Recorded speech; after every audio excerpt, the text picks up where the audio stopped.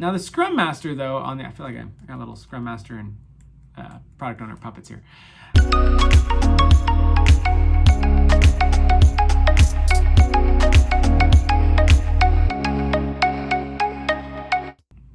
Hey, welcome to Everyday Design. Today we are talking about simultaneously playing the role of Scrum Master and Product Owner.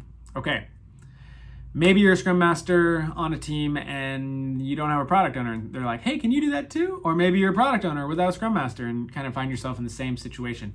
Either way, the role of both Scrum Master and Product Owner are critical to the success of a team. So when one role is missing, we start looking for solutions.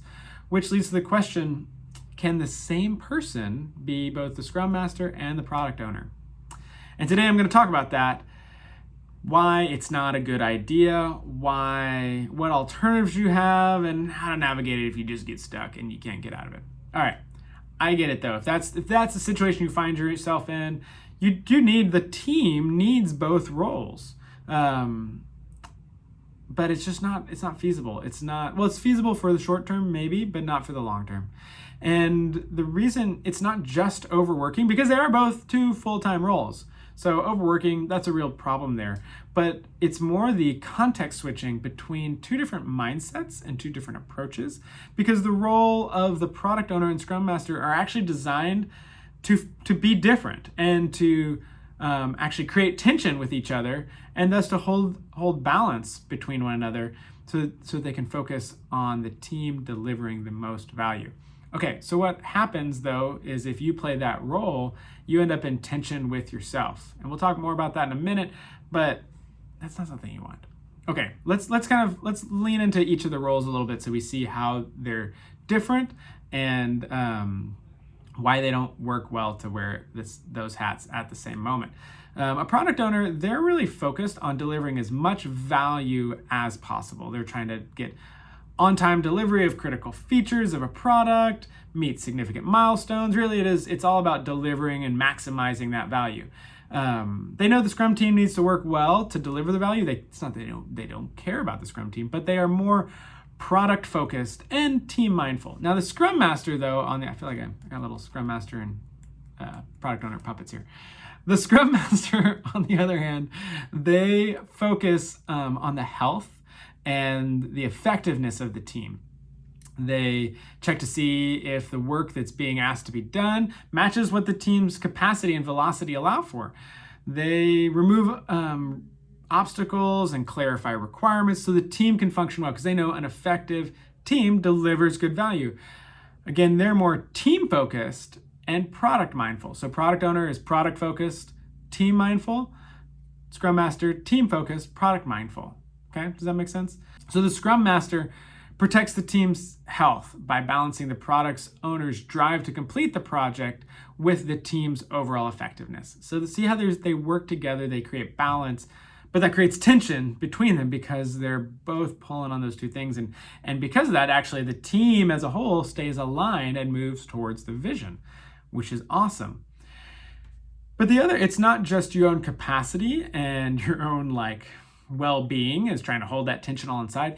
The other big issue with playing both roles is that it decreases the agency of the team.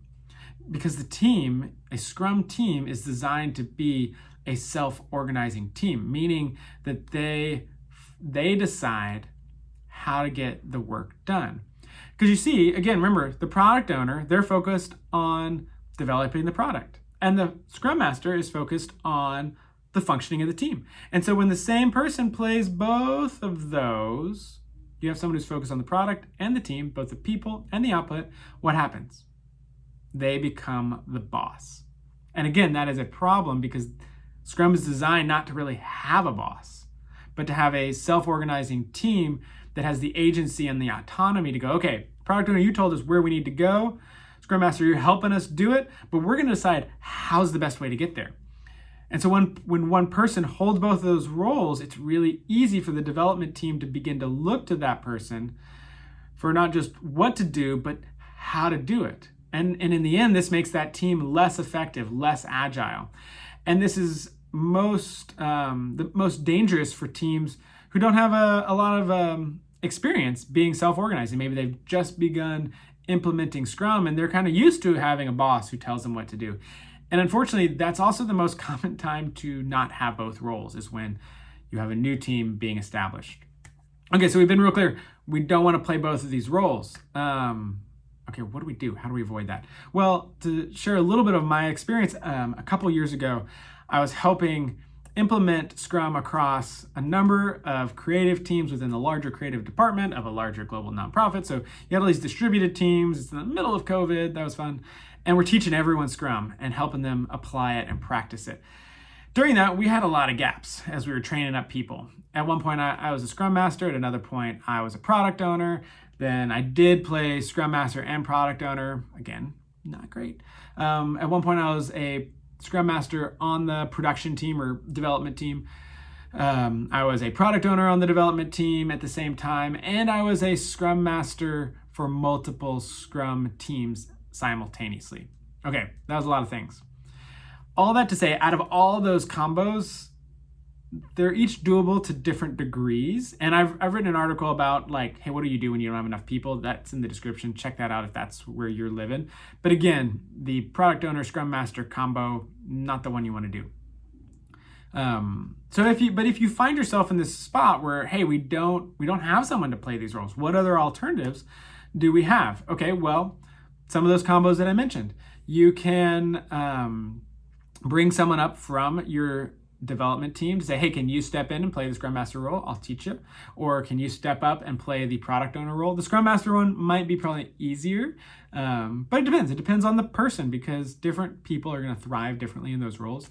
Another option is, especially if you're missing just the Scrum Master, is to look at, hey, do we have another team with especially an experienced Scrum Master who can be the Scrum Master for both teams? That's honestly the easiest combo for someone to do, because they're doing the same kind of work. They're just doing it in two spaces. And they don't have to actually learn how to do something different. They just have to learn some different time management and communication skills to be able to handle that extra communication. Being a product owner for two teams really probably means you're a product owner for two products, and that's not gonna help.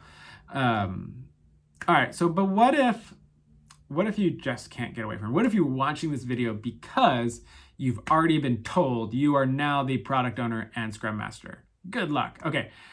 So my first advice is avoid it, which we've already kind of covered. But again, if you can't avoid it, talk to your boss. I've written an article about why this doesn't work. It's down in the description. Share that with them.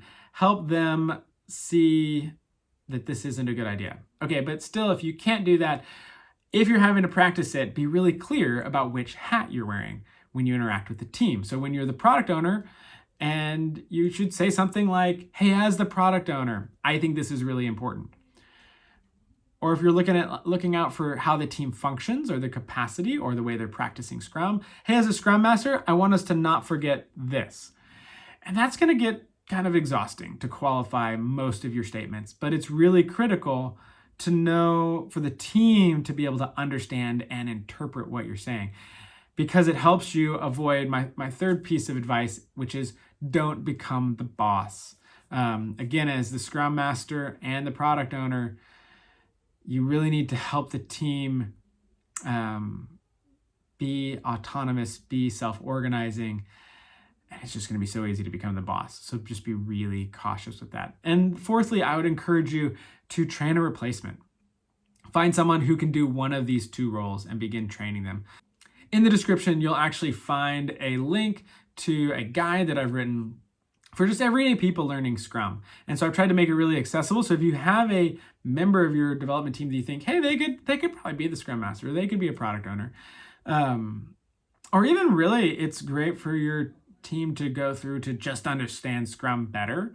They're going to all function better. But yeah, check it out. It's written for people who aren't just in the software development space. If you are in software development, it'll still be really helpful. But I tried to write it for a broader audience because most of the content out there is written just for software developers. So this is written for people who maybe you're doing creative design, like I was helping those teams, or maybe you're in content creation or marketing, or even I talk about how in my own life, I've applied it to educating my kids or doing DIY projects around my house or my professional or personal development. So you can apply to Scrum to all sorts of things. All right, coming back though. What if you find yourself in this spot? So don't get stuck in both roles. You don't want to be in tension with yourself. That's no fun. You don't want to hinder the effectiveness of your team. So if you can avoid it, do that. If you can't, be really clear. Don't be the boss.